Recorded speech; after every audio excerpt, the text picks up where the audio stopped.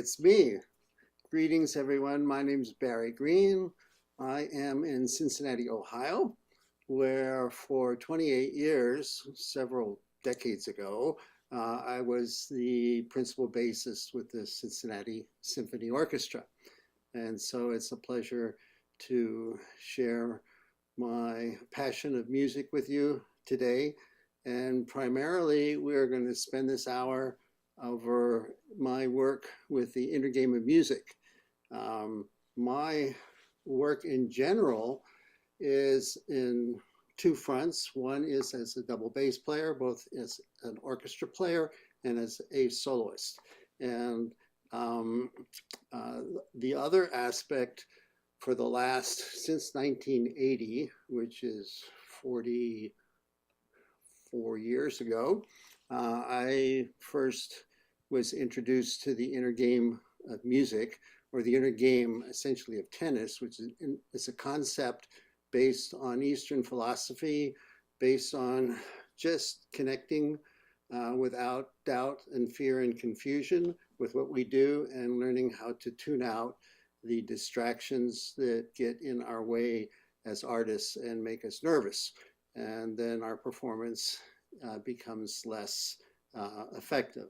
So that's what we will be getting into for the inner game.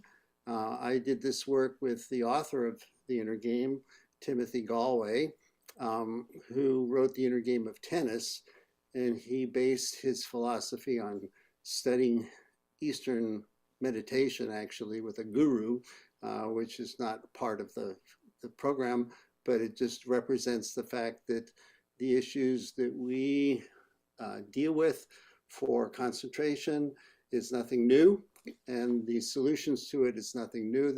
These challenges and philosophies have been around for thousands of years, and this is what we are applying in a real simple and practical way for musicians. So the inner game initially came using tennis, this sport, as a metaphor for the fact that when we are performing and expressing a skill that we have practiced and that we've learned, and we do this not just for fun, but we're doing this to win, or when someone is keeping score, or when someone is judging you or criticizing you, then we have a challenge of two games going on at the same time. And that's why we call it the inner game, because there's an inner game and there's an outer game taking place at the same time. The inner game has to do with how well you're doing. The outer game has to do with the result. Are you winning or you're losing? And sometimes we find that we could perform, whether it's in sport or theater or acting or music or singing, whatever. We could do our very, very best, and we have a very bad result. We don't win the job, we don't become successful, we don't get the awards. And there are times when we can perhaps not play at our best or perform at our best, and we could be successful. And so those two games are going on simultaneously, and that's why it is a game. We have both of these challenges to negotiate while we're performing. In addition to the inner game, my passion has also been a holistic approach that engages the whole body. And so my work now is devoted to three books that I've written. The first book was The Inner Game of Music, in collaboration with Timothy Galway, the guy who wrote The Inner Game of Tennis. And then the second book was The Mastery of Music, of which we will talk about closer to the end of our session. And the third book was Bringing Music to Life. The three books make up the three concepts of mind, body, and spirit. And what they have in common is the fact that it's all about the individual. It's not about what you're doing, playing right notes, the technique, reading music. It's about who you are as a human being and how you bring yourself to communicate in the arts some kind of message. And the fact is that we are people, we're communicating from people to people. And very often our challenges are a result of the fact that we get so tied up in the techniques of what we're doing that we forget that it's just us making a statement of excitement, beauty, calmness, love, whatever it is that we're expressing in music, and communicating that across to an audience. And so those are the concepts that will be exploring today. Primarily, we're going to draw on a lot of the crossover, the similarities between some of these concepts, because it's never just one particular thing, but primarily we'll use the inner game of music as the structure to do tangents in these other areas throughout our hour together. Okay, so I want to be mindful of the time, and I've done very well for my first 5 minutes. We're going to get into the demonstration of, well, what is this inner game? What happens when we feel that we're not at our really best at what we can do, and we're distracted by something that goes on, and it usually takes the form of a voice that comes in our head that wants to capture our attention and take us away, make us worry about things, doubts and fears, anxiety. It's human nature. It's been going on for thousands of years.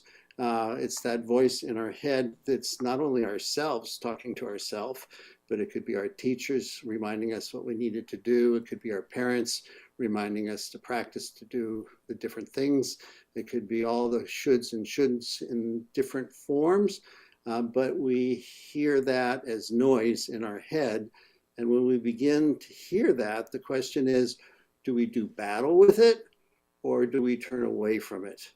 And my feeling, there are many techniques that are designed physically to help you overcome anxiety or nervousness or distractions.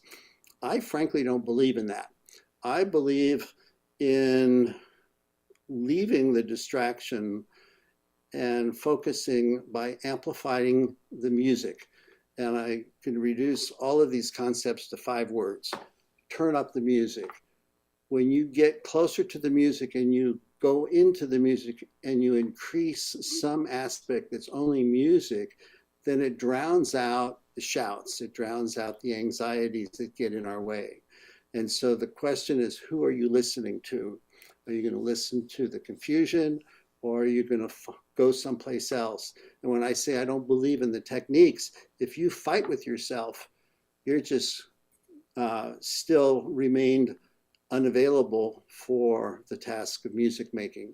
So if you have a fire in your house or on the kitchen, rather than putting the fire, if the fire is starting to blow up the whole house, you don't want to fight the fire. Let the firemen fight the fire, leave the house where there's no fire. And so when we have a fire taking place, my question is, don't mess with it. Go into another direction where it's calm and cool, where you can reconnect with the music. So first we're going to play a little demonstration of me playing the bass. The common thing that we all have is, whether you're conducting, whether you're singing, whether you're acting, you're doing something, and then you hear that voice and what happens to us with that voice, and we'll go back.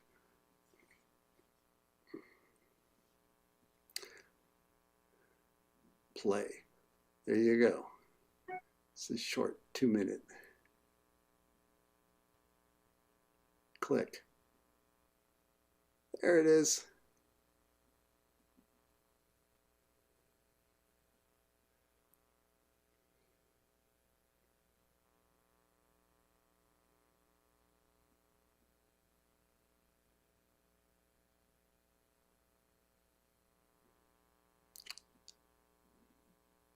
Is there sound going on?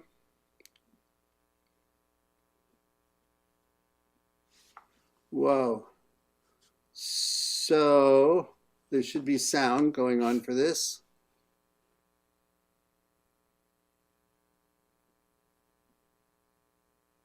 This is what we tested.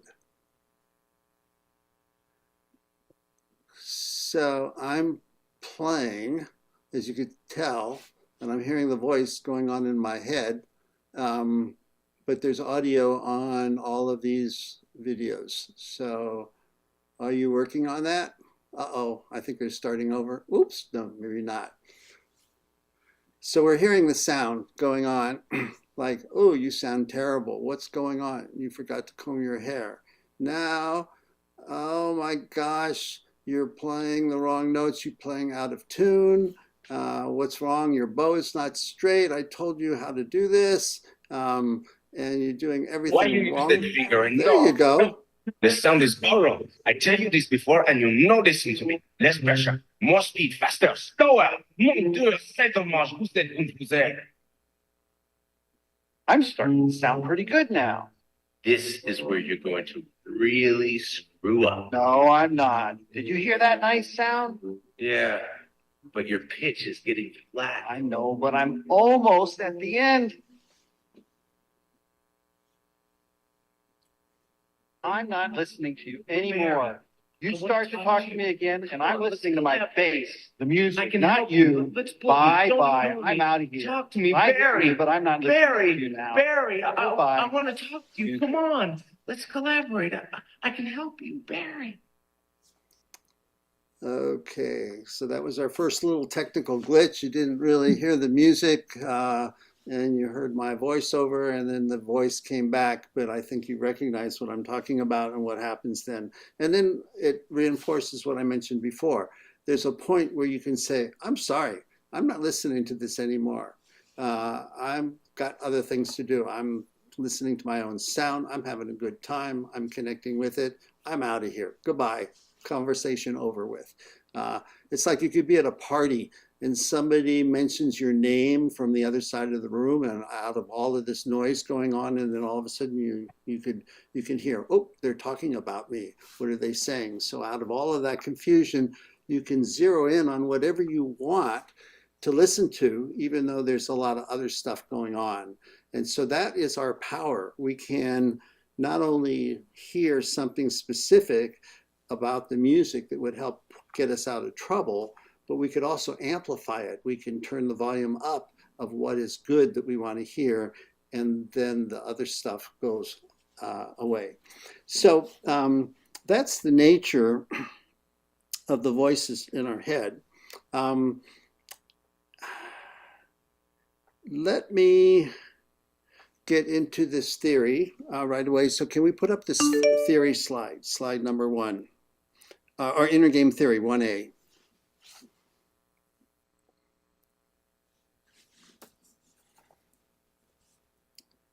Hello. There we go. That's it. There we go. All right, awesome. All right, so I began with my, oh, can you see my cursor going up while it's going on? And this, oh no, you've got your cursor. All right, no problem. So I began to play for you. I was, as I mentioned, the principal bassist of the Cincinnati Symphony for 28 years, so I'm supposed to know what I'm doing. I begin with 100% of everything that I've learned and brought to the table. And then I start to worry about my personal appearance. My hair was out of place, the difficult passages I was about to play, the thing is about being right. You could see there at the top, you have to get all the right notes, you have to be in the right position. And then most important, what's going to happen afterwards, having nothing to do with the present, but whether you're going to be accepted, whether you're going to win the award, win the competition, graduate, get the job. And if you start with 100% of what you're doing, and then you put your attention and fight with yourself, what remains is only a small percentage of what you're capable of doing. That's the 20%. Our goal is to start with the second line with 100% of everything that you've ever learned and worked on, and have 100% come out in a state of what Timothy Galway calls relaxed concentration. It's the yin and the yang all put together, where you're both calm and connected with what you do, and yet at the same time, you're able to access everything that you've learned, bring it to that moment. when that happens, there's a balance of three skills in music, which are the skills of the inner game of music, which are awareness, commitment, and trust skills. That's that triangle there. They're skills that are only about music. They don't have a voice to it. Awareness has to do with what's going on, paying attention to only what's going on in the music. When we're aware of things, the things in music, whether it's opera or theater or whatever, there's sights, there's sounds, there's feelings, and there's what we understand about music. Those are the four categories, and we'll get into the specifics of that shortly. There's also commitment skills, having to do with what are you doing and how are you doing it. You got to know the score, you got to know what you're doing, you've got to have your facility together.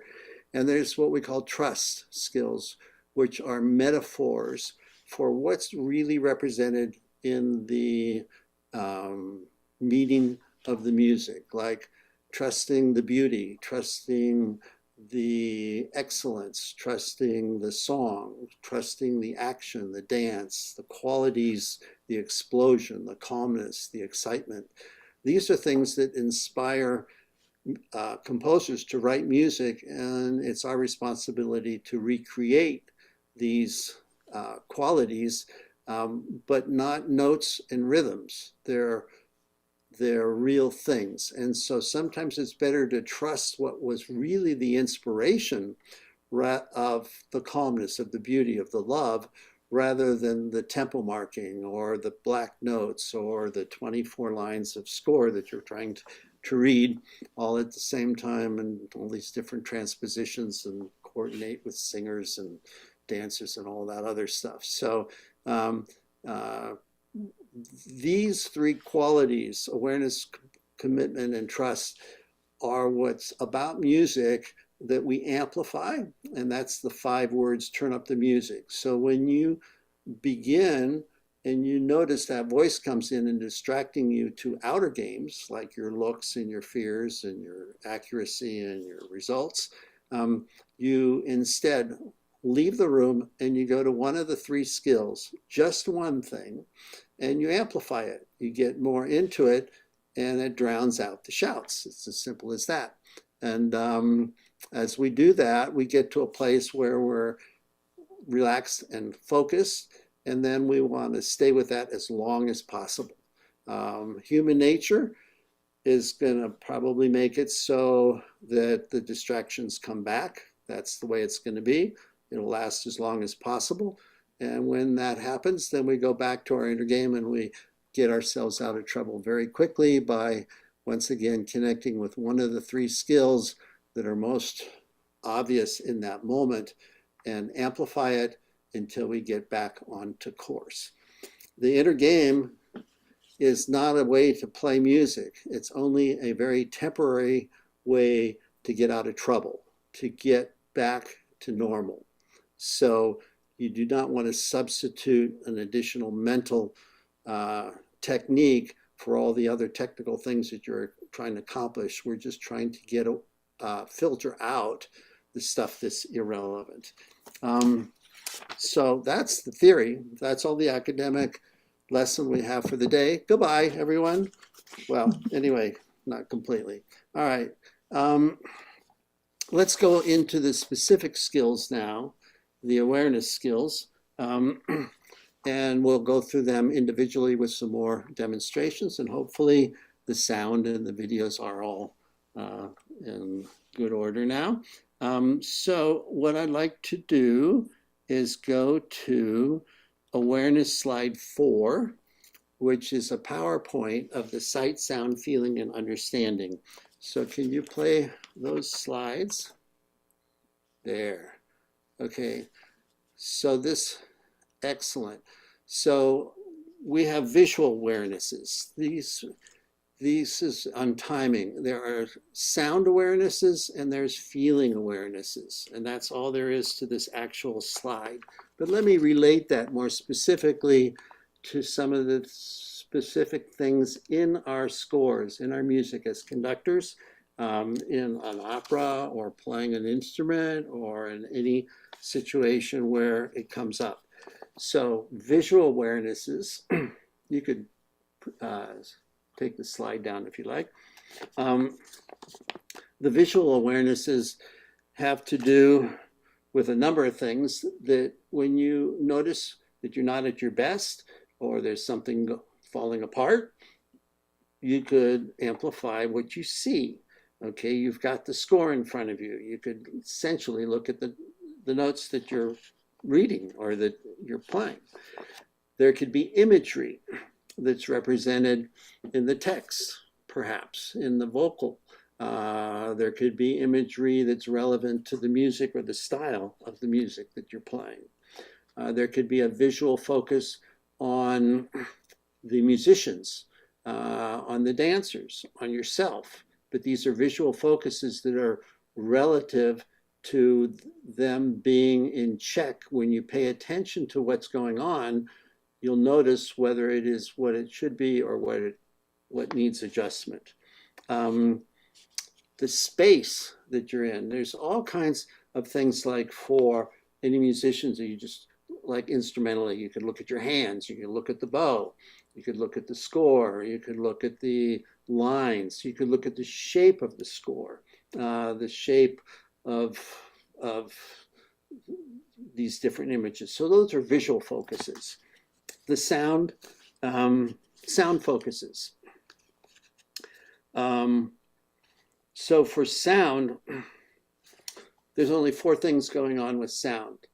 Any one of the 4, and when we play the inner game, we only do one technique, of which I'm going to be mentioning 20 some odd techniques, and some of them are infinite techniques, meaning they're numerous techniques that are single choices. We're only looking for one thing that's going on at the moment that would be most relative.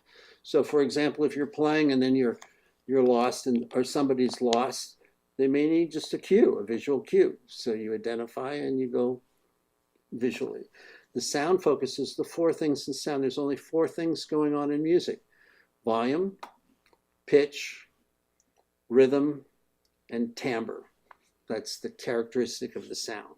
So in any of those areas, when something doesn't sound right, you go to whatever sound needs adjustment, and it could be in one of those particular areas. It could be too loud, too soft.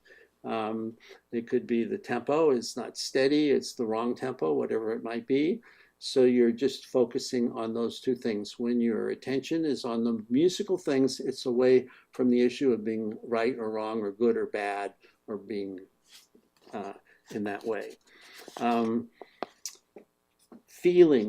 Feelings, there's 2 aspects of feelings, which are really critical, especially for performing musicians. And as a conductor, you are a performing musician as well. There's the feelings that are implied in the music, like calmness, excitement, anticipation, beauty, whatever words you could. Sometimes you can't find an English word or a German word or a Brazilian word for music, but it's a texture, it's a energy. I love the word energy, because energy, you don't have to have an adjective, what we call, or a word to describe every single thing that's in sound. But music does have an energy that it could be a texture, it could be a softness, it could be a color, it could be a word. But when you are in touch with what's the energy of the music, that's something concrete that you could manipulate or that you could find, that you can deal with. The other aspect is what's going on in the performance. And that is for you as a conductor. So say you're playing music and it's getting very exciting, and you're getting, you're tired. So you can't build the fire. So the music is building an excitement, and you're just sitting there beating time, and you're somewhat detached from it. So what's going on with you at the same time as what's going on in the energy? So we have to, in a sense, scan our own body and our own energy and allow those two to constantly merge. And when I work with singers, it's very easy to do. With musicians, it's a little harder to do. But with musicians, for example, if this is your music is over here, here's the energy of the music. It gets higher and it gets lower. But say the energy is higher and you're bored, or per se it's get calmer and you're nervous. And so those two are different. So the question is, as the music rises and falls and changes moment by moment, which it obviously does, we have to stay with the music, okay? And so what you're responsible for, and we do this a lot, and I see this a lot with conductors, is that the question is, are they connected with the music emotionally? Are they showing the music? Or are they just beating time? Or are they more excited and the music is less exciting? Or is the music, they're less excited and the music is building and they're not doing anything about it? So this is a real clear, powerful tool to connect you with that music. And like I mentioned, I saw just last night Marin Aslap conduct the Shostakovich Seventh Symphony. And when this thing went on fire, boy, she was just on fire as well. It was beautiful. It was wonderful to see this conductor practically go as crazy as the musicians, and it really did translate to the musicians. You could see movement and you could see energy out of everybody. And when it was something different, she was quite calm. So that's the aspect of feeling. So these are things that you pay attention to: sights, sounds, feelings. And then the last thing is understanding. In music, what's going on? Obviously, in an opera, very specific. I wish we had such a clear script when we were playing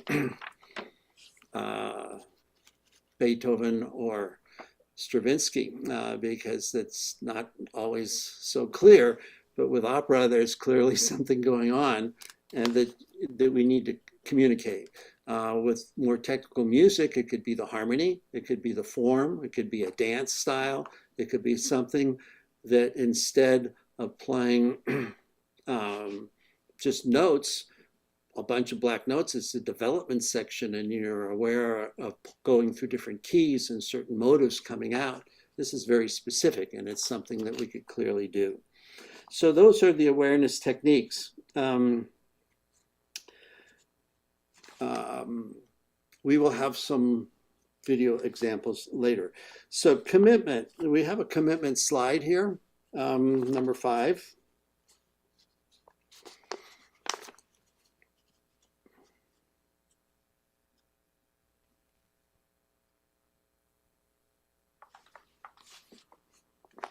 All right, so this has to do with these two aspects of when we're learning anything, is that we need to study. We need to know everybody's part and what everybody's doing. And so these is an example of this number 1 and 2 in this commitment category. There's only 2 aspects of commitment. One aspect is, how does the music go? And the other one is, how are we going to make this work in an opera orchestra with on the stage, with the orchestra, balancing with the singers, with the stage, with all of that activity. So number 1 is that you've got to know, well, what's your vision of it? Every aspect of that vision. How is it that you want this to happen? And then the second aspect has to do with how you're going to get the activity correct, the timing correct, the volumes correct, the balancing correct. You got a lot of work to do to have that vision of your commitment that this is what Verdi wrote and this is the way we want it to sound and this is what's coming out. How do we bring that and together as one? So commitment skills take place primarily before you perform. You've got to know what you're doing before you do it. If you don't know how it should go or what you want, then that's going to be cause for anxiety, confusion, and the thing will fall apart. The musicians will know that you don't know what you're doing, and it's going to be bad news. But hopefully that doesn't happen, that you're always prepared. I mean, I know conductors spend half the year studying before they, with whatever it is that they're conducting, before they ever step on that podium. But when they are there, they've got to know everybody's part better than the musicians. Otherwise, the musicians will not cooperate as well. So that's that side. 2 things with commitment. 4 things with awareness. And by the way, awareness skills are monitoring skills, paying attention to something. They're skills that ask that you pay attention, that you listen, that you monitor, that you're aware of things that are going on moment by moment as it happens. And they're ideal for fixing problems, okay? Commitment skills take place in advance. You got to know what you're doing before you do it. And so that's where the studying goes on. And then you also have to know the second part of the commitment, the 2 things. How does it go? How are we doing this? How are you going to conduct, communicate, verbally, gesture-wise, show your vision of the scene, all aspects of it, and manage that moment by moment. Once you get those 2 together, then you put on a Nike t-shirt. You know, Nike, the sports t-shirt, they have an expression, just do it, okay? It's not a monitoring thing. It's just, it's in you. You know what you're doing. You've got your game plan. You hear this in competition all the time. They spend a whole week in practice. They get their plan set out. Then they have to go play the game and they execute it. Sometimes they forget what they're supposed to do, and that's when there's problems. Okay. And now, along that lines of commitment, I want to play a video, a couple videos. 5B, which is, no, 5A, which is an amazing video from a wonderful horn player. Dale Clevenger used to be the principal horn with the Chicago Symphony. And let's see that this is going to come out nice and a great sound.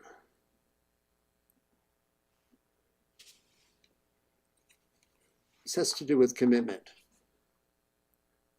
Is the sound on? There it is. Standing out there in front, in the middle of the first movement, and I happened to notice my knees quivering, and I'm playing, you know. And I had a brief rest, and I did a little mental question: why the hell am I doing this? And I had a very quick answer to myself: because I have something to say, damn it, musically. And I've been waiting all my life for this opportunity so far. And this is like the answer to prayers. And, you know, I've asked for this and I've gotten it and I have something to say musically, and I'll get out here and say it no matter what comes out. I turned a mental, put myself into a virtual trance and started concentrating enormously, intensely on what I wanted to accomplish musically. And Schultes said something to me one time, and exactly the same concerto I did downtown. It was 1975. And just before we walked on, his performance would neither help nor hurt your career. Go out and have fun. Awesome. Thank you.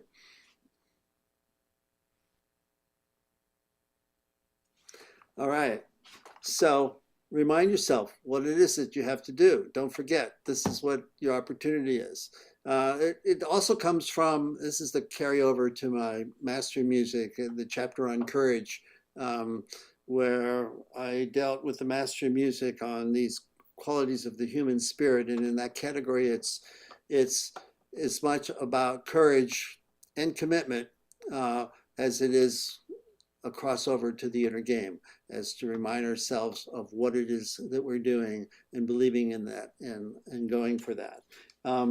So I threw that in there rather than being able to do a live musical demonstration on commitment. I thought it was a marvelous example. And here's another one which is equally powerful and a different slant on commitment that is from a percussion soloist, Evelyn Glennie, who's actually legally deaf and a very successful musician. And she plays with such remarkable commitment with what she does. And I asked her about courage in this interview, and she says, well, for people that deal in really scary situations, they don't believe courage even exists. It's something else to them. It's about choice. It's about choosing and reminding yourself what it is that you're doing. So can we go to 5B, the next video on Evelyn Glennie?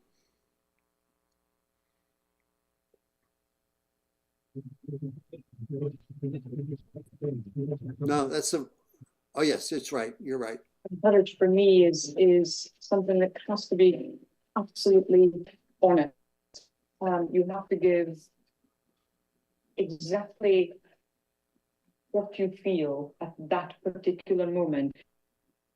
I suppose that's why when we rehearse with the orchestras and so on, and they ask, well, how would you like to play this? How would you like to play that?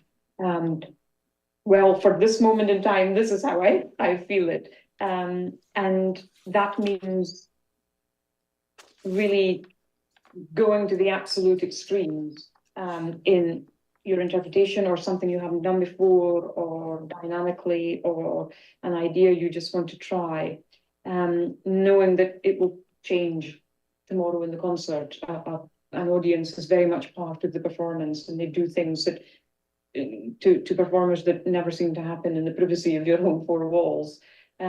So for me, I think that courage is not really about linking it with the likes of fear or the anxiety that can happen before a concert, but just knowing that you'll be giving as open and as honest a performance as possible, and there's nothing else you can do other than that. I feel there's absolutely nothing else you can do. You can walk away from the platform thinking that was how it was, you know, this is what I was able to give at that particular moment. So there's no holding back.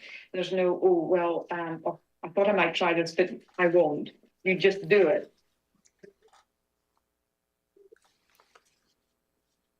All right, missing a level of the sound on that, of the musical sound, but the message is just as important. So I think you're getting that. So it was a commitment of being true to yourself in that moment, even whether it's different than what you planned, and then it could be different every time you play it. But it's believing that you are into what you are doing. And that's extremely powerful. When she plays, she shows it too. I mean, she leaves everything on the stage. And that's what sports people and actors and other things, they strive for this a lot. They say, leave it all on the stage, put it all out there, and that's all you can do. You can't control anything else. The last technique has to do with trust. So can we see the trust slide, number 6?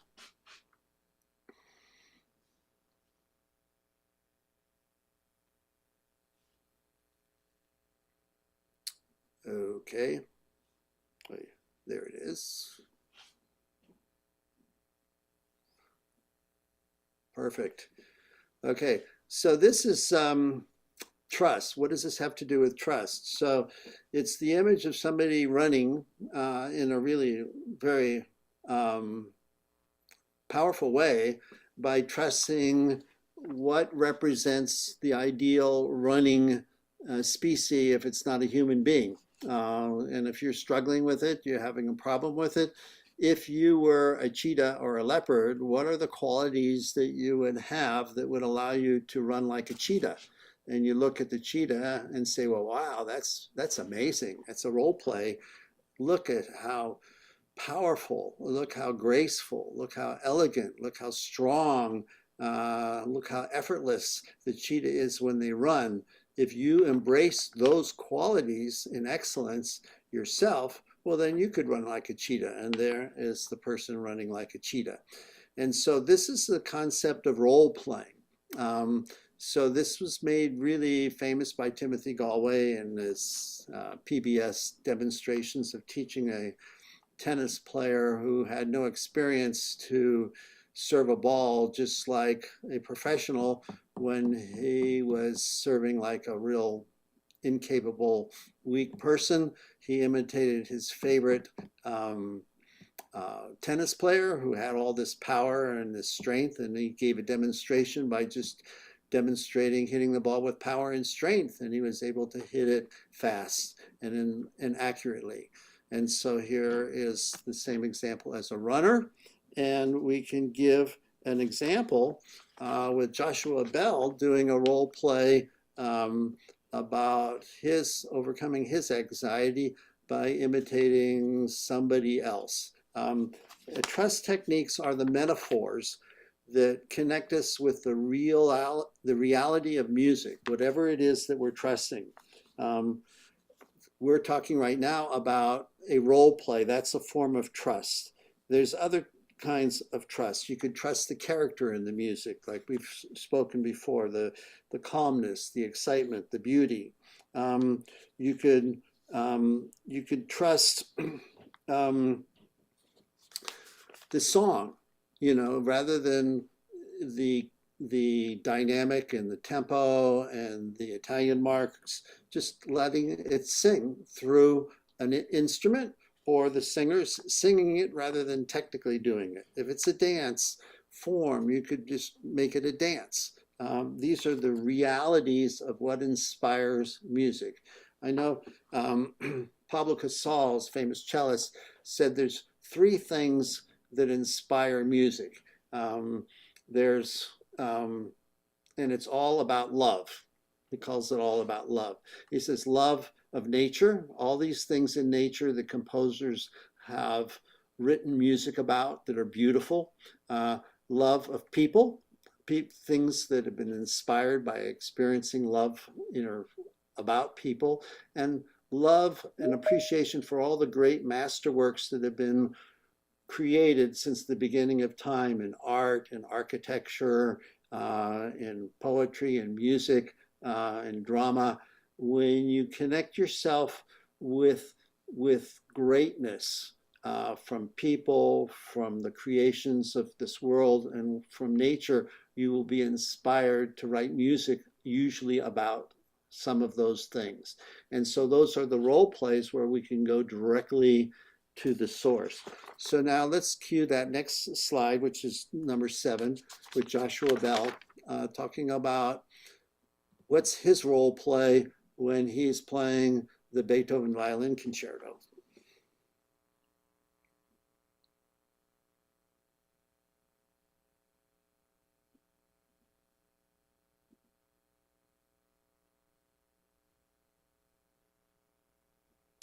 There should be music. Like if I'm playing Beethoven and I want to get into it, and if I'm nervous, about the concert. Yeah, right. Beethoven has a big introduction, 5 minutes of orchestra introduction practically, and I'm nervous about playing. I almost treat it almost religious, in a religious kind of way, where I kind of succumb to this world that Beethoven has created, and Beethoven is God. And I think, I don't know, it sounds kind of corny. I've actually never thought of it like this before, but and it's almost like I start just trying to feel really good about, almost like the way religious people talk about a loving God. I kind of feel like I just surrender to I think about how everything that's going on stage, all these, you know, everything that's happening, all these instruments that are playing, each with their own little job, you know, and we're all trying to get a handle on it. I think there is somebody that knows it so much better than that knew it so much better than I do, and that's Beethoven himself. And there's something very comforting about that.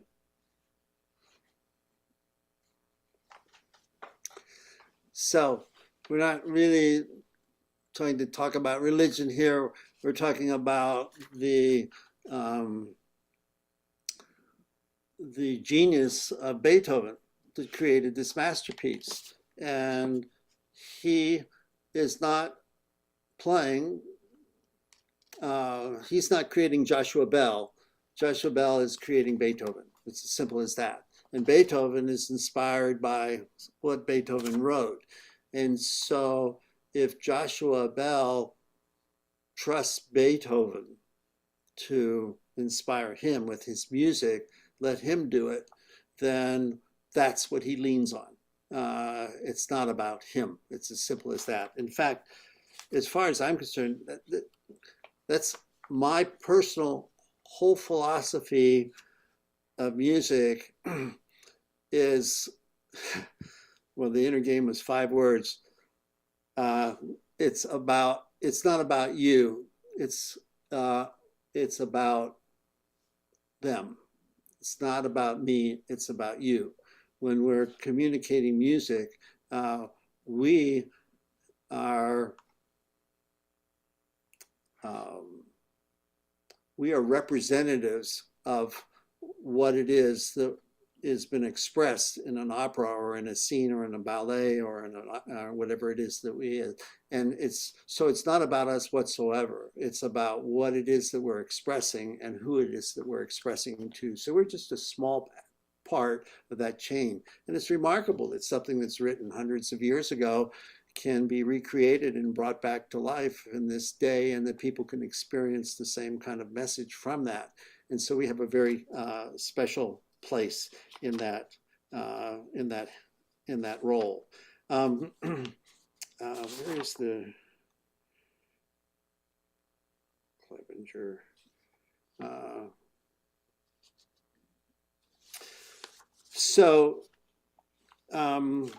Would transition a little bit to master music, bringing music to life. In a sense, we're talking about just music in a very philosophical way. We don't even have to be into the specifics of the words that we're using to describe it.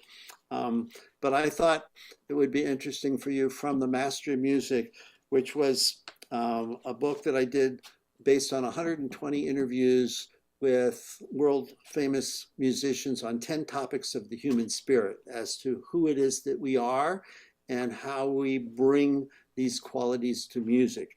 And the 10 pathways that I explored had to do with communication. Communication was done through interviewing, frankly, conductors and chamber music players, how they communicate non-verbally. Courage, having to do with what you just heard from horn players and percussionists who are in various dangerous disciplines. Discipline, fun, passion, tolerance, concentration, confidence, humility, ego, and creativity.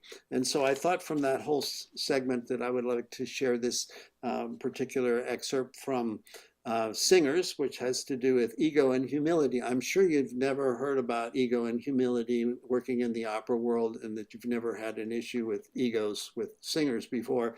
But if you ever had, perhaps you'll recognize some of this. The one opera singer that I explored the topic with was one who is beloved and known by everyone, Frederica von Stade, for her humility and her ability to get along with other people. So she talks about what's really going on in this world with singers and how they deal with difficult personalities. And perhaps this might be of value. So here is Frederica von Stade.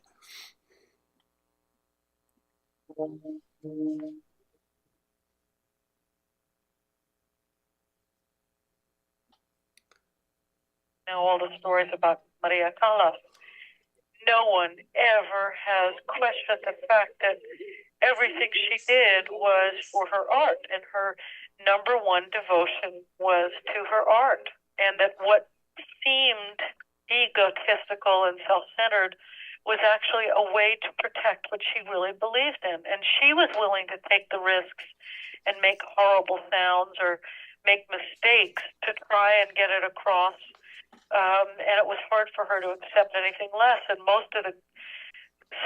many of the great singers of our time are like that. People like Streisand and Frank Sinatra was apparently like that. They're sort of innate perfectionists, and they can't bear that lack of perfectionism around them. And it really hurts them down to their soul. People, like Kathy Battle, who has a terrible reputation, is really, if you've ever worked with her, she has this devotion to what she's doing and conviction and real perfectionism that costs her so much psychic energy. But once you're around someone like that who is really expecting so much of themselves, you have to understand they're giving too.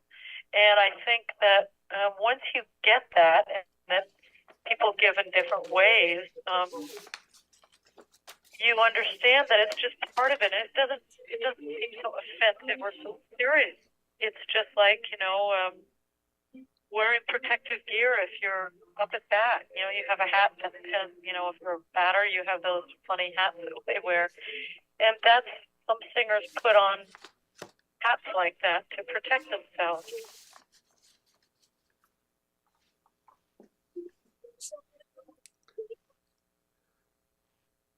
Okay.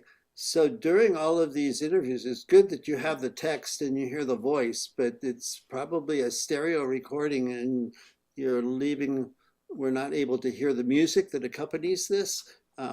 So you don't need that, but it was present. Hearing the music that is appropriate to what we're listening to, but you're getting the meaning by hearing the text and being able to read the words. But the whole message there, it's really profound. Once again, it's not about you, it's about them. So our reaction to dealing with difficult personalities has to do with reacting, defending yourself, arguing, dealing with it, and working with the person. But when one puts yourself in the shoes of the person who is acting crazy, if you are more compassionate about, well, what's going on with them? It has nothing to do with you whatsoever. They're just trying to do their best. They're struggling with their own sense of perfection, their own sense of wanting to be accurate, and those things that are getting in the way, they are protecting themselves of others so that they can concentrate on what they're doing. And so for me, working as a section leader, as a principal player, when I have difficult people in the section, my first reaction used to be that I would insist on changing their attitude, as opposed to, after that interview, I started to think about, well, what's going on with that person? And I started to love them. I started to feel sorry for them. I started to empathize with them. There was a whole different position. And even ever since that, when I run into people whose personalities are a challenge, the first response is that I should not be reacting, that I should be listening to what it is they're saying, and then listening what they could be saying. So I see we're getting near the very end, and I should be wrapping things up. I've got 5 minutes left, although we've accomplished quite a bit. The third book that I wrote was on the body, bringing music to life, and it had to do with a very similar methodology of the inner game. The inner game is striving for a state of relaxed concentration where we're connected with what we do and we're at our best at what comes out. And then we manage that by highlighting 3 skills, which are awareness, commitment, and trust. They're only about music. By amplifying that, we reconnect with the music, we relax, and we get back on track, and we'll go about our merry way for as long as possible. Bringing music to life has to do with how we engage our bodies, and certainly as singers and in the theater, this is a big part of what you're doing. And you as a conductor and musicians as well, essentially we communicate through our body because you're not supposed to talk so much. And so, and certainly when you're performing. So what are the body skills and what are they that we use as conductors? And so the 3 skills that I explored and that I studied for 4 or 5 years by studying specifically voice lessons, all kinds of vocal techniques, rhythm, studying with percussionists of different styles of drumming, of jazz, of rock, or whatever it might be, and movement skills. Those are the 3 skills that are expressed through a conductor. And through your artists as well. So when it comes to breath skills, it has to do with how you get your energy. And when you have your mouth closed and you're conducting and you're beating time, your body is literally cut off.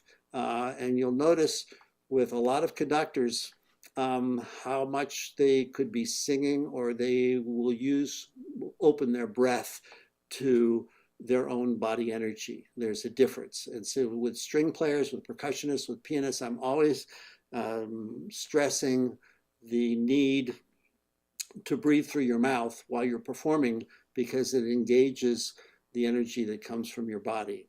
The rhythm skills is you have that dual thing that you have to communicate. You got to beat time, which is separate than the music, and the music has to do with the energy.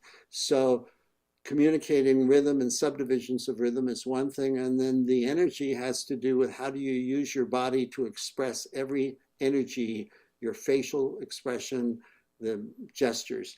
And so we will try and conclude with a short demo, and I hope the sound comes out on this because there's no talking.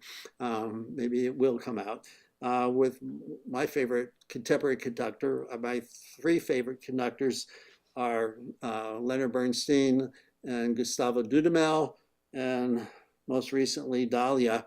We'll get to her later, but they embody these 3 skills. So let's look at an example of, once again, with the Shostakovich Symphony of Dudamel, and we'll watch for the breath, for the rhythmic subdivisions and the timing, and we'll also watch for the difference between the energy that he communicates with his entire body as it comes to life. So can we play for our final little segment, number 10.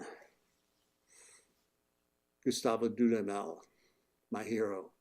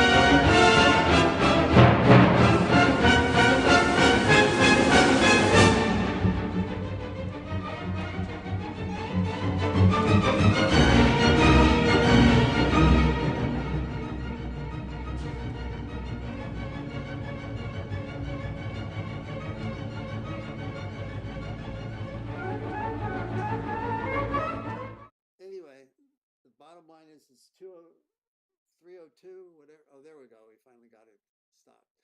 All right. So, if we're still being broadcast, I want to thank you all for listening and for your participation for your attention. Remember, with all these concepts, keep it simple. It's all about the music. It's not about you. And we are in a very special relationship with music where you have what I call a sacred trust. You're being entrusted with the communication of something that has been proven to be very valuable and very meaningful, and something that people are perhaps paying a lot of money to experience themselves in the audience. They will be very grateful to you for giving them this beautiful dish, but it's like if you go to a restaurant and you buy a really expensive meal, you're not going there to be friends with the chef. In fact, you probably couldn't care less about the chef. You want the meal, and you want to taste the meal, and you want to enjoy the meal. And you've chosen to go to that restaurant because of what they serve, and you've chosen the food that you want to hear, just like the program that you've chosen to consume. And so when the customer isn't happy, perhaps they could take it out on the server, but they rarely even talk to the chef. And so you are the chefs. And it's a beautiful thing because you're giving a gift. And we all know that it's much more meaningful and pleasurable to give than to receive, frankly. I mean, to be in that place where you're in the middle of creating something as a gourmet dish in sound and theater, that is a great gift, and that's why we do it. But if we stand in the way through our own concern of how we're doing and how we're performing with delivering that beautiful message, then you are breaking the trust of the composer who has written this and given it to you to serve. I guess you're the waiters in this situation. You're the ones that are serving the beautiful dish. So I hope you remember that, and it takes pressure off of you to connect more with the music than what it is and how you're doing. So thank you once again, and this concludes my presentation on the inner game, a little bit of mastery music and a little bit of bringing music to life. Thank you.